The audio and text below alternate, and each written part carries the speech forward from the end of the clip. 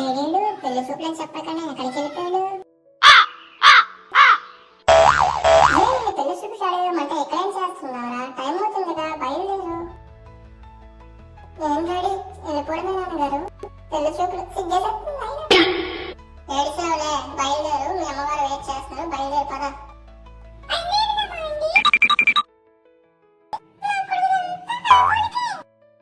సరే పదండి పదండి, బయలుదేరుతాం. పెళ్లి వాళ్ళు మన కోసం వెయిట్ చేస్తుంటారు, పదండి.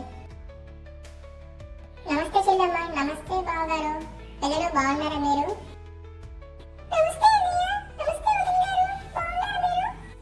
అదేంటి బావగారు నించున్నారు? కూర్చోండి కూర్చోండి బాబు, కూర్చోండి.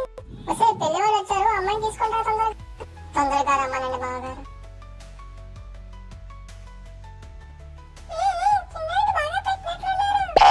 నువ్వు ఆగమ్మా, ఎప్పుడు తిండివాళ్ళే నీకు. అబ్బాయి వెయిట్ చేస్తున్నాడు, అమ్మాయి తీసుకొచ్చండి బావగారు. వస్తే అమ్మాయిని తీసుకురండి. సాంప్రదాయిని సుప్పిని సుఖ పూసని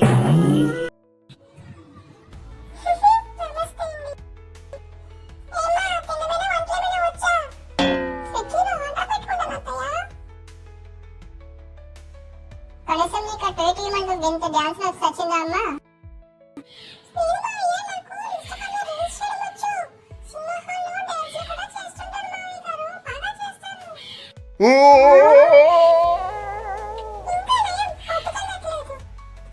మీరిద్దరు ఊరుకోండమ్మా. ఈ కాలంలో అమ్మాయికి అంతా మామూలు విషయమే. బావగారు, అమ్మాయికి ఏమైనా భూములు ఏమైనా ఉన్నాయా?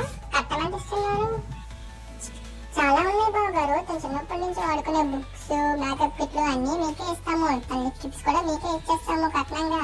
అంతేకాదు, ఫ్రిడ్జ్ లో దాచుకున్న బీరు బాటిల్ కూడా మీకే ఇచ్చేస్తాం బావగారు. అంతేకాదు, తన బట్టలు, తన బ్యాగులు అన్ని మీకే ఇచ్చిస్తాము. ఇవన్నీ సరిపోవు బావగారు. పెళ్లి ధూమ్ధామ్గా జరిపించడానికి ఇంకా పెళ్లిలో పెళ్లి కూతురు వచ్చాక ఇంక మొత్తం ధూమ్ధామే. అంతా ఇరగదీసేద్దాం పెళ్లి. ఏమంటారు బావగారు మీరు?